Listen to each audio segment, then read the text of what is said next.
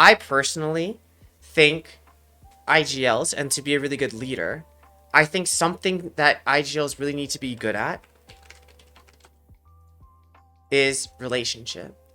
And the reason why I think IGLs need to be very good at relationship is because once you become an IGL, once you become a leader, you're no longer playing two-dimensional checkers.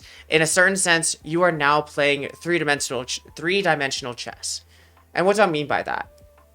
Well, not only are you thinking of the strategy, not only are you thinking of the win conditions, not only are you thinking about what you need to do to win the game, and essentially what you're also doing is now you're thinking about the different types of pieces that you have to move.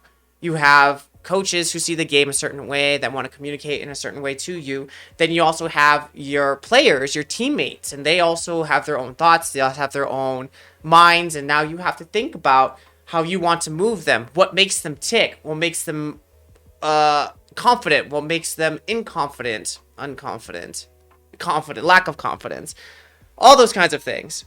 But to do so, you really need to have a good relationship with them. Because why do I maintain this? Is because, well, have you ever had a IGL that was really good, but you didn't like them as a person? You didn't vibe with them, you didn't like to talk with them, you didn't like to do a lot of things with them, and because of that, like, you kind of were into it, you kind of weren't. But at the same time, maybe even if they said the right things to you, it didn't come out right, it didn't hit right, and like, you just didn't want to do it. Or maybe because they had a bad relationship with you, you actively didn't want to do the things, or you actually played worse because you didn't care, because you didn't like your IGL, or whatever.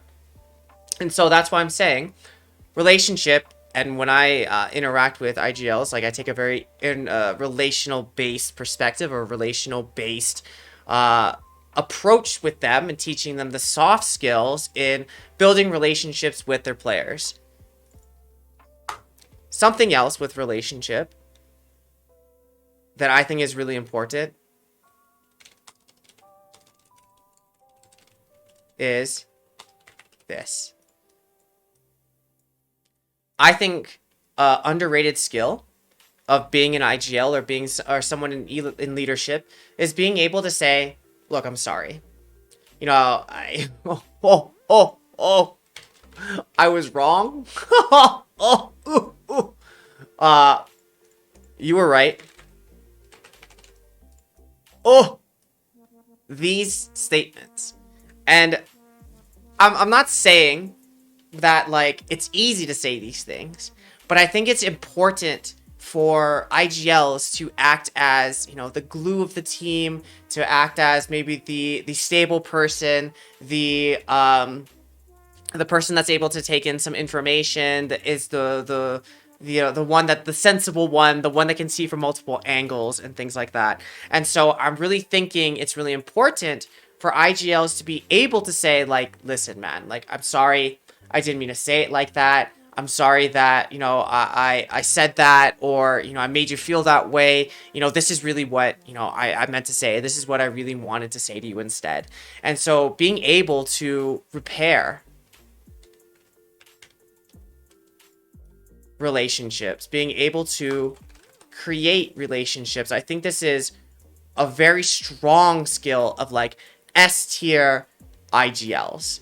And, you know, again, the thing that I emphasize with people, with IGLs, with players in general, is it doesn't matter if you ruptured a relationship, if there was a break in this relationship, if there was something bad that happened between you and your teammate or your coach or whatever. Because that happens. It happens all the time. You know, we break things. Like, a relationship is broken, you say the wrong thing, you're maybe angry, maybe tilted, and, you know, it doesn't come out right or whatever. Or maybe you even meant it and, you know, whatever.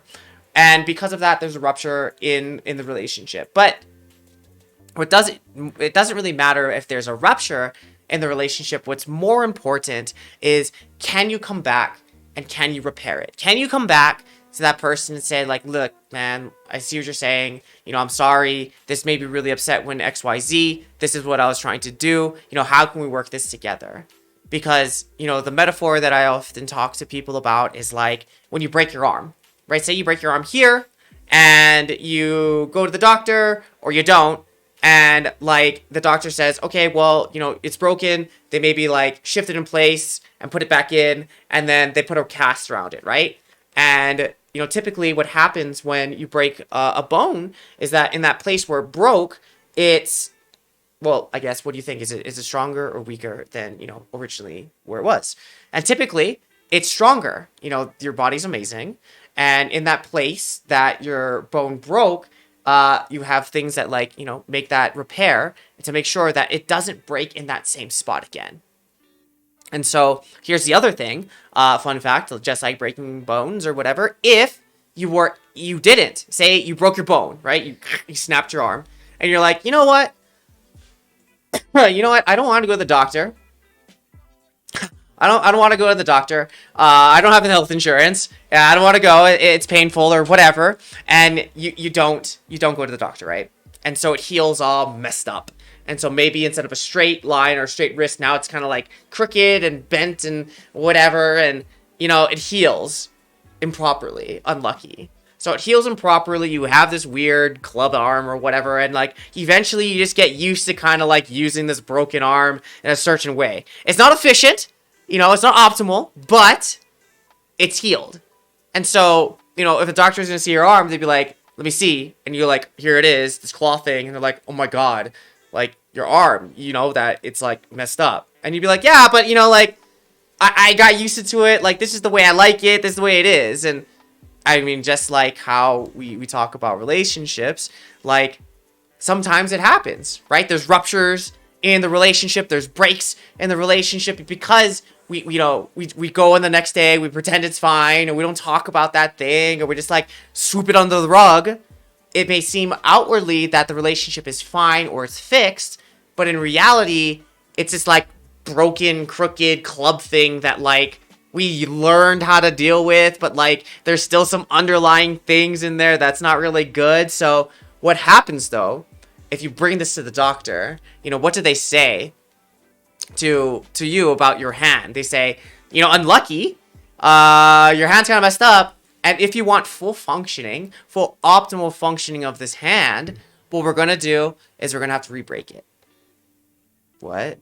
That's right. We're going to have to re-break your bones so we can set them straight. And so after we re-break them and it heals, it's going to be straight. It's going to be optimal. It's going to be more functional for you. But how often do we not want to go back and do the hard work of like breaking and going back in and the apologies? And now it feels even doubly worse or even some more awkward because we're talking about that time in the past that we did these things. So again, I think IGLs, I think people, functional teammates or leaders are the ones that are able to not only create relationships and maintain them, but at the same time, they are able to repair relationships and come back to each other, to come back to players or their teammates to say, "I'm sorry," to say, "I was wrong," that you were right, or you know what I'm saying, or whatever, to create this context, to create this conversation, to create the culture of the team, to create the bonds between the team. I think this is, really, really important.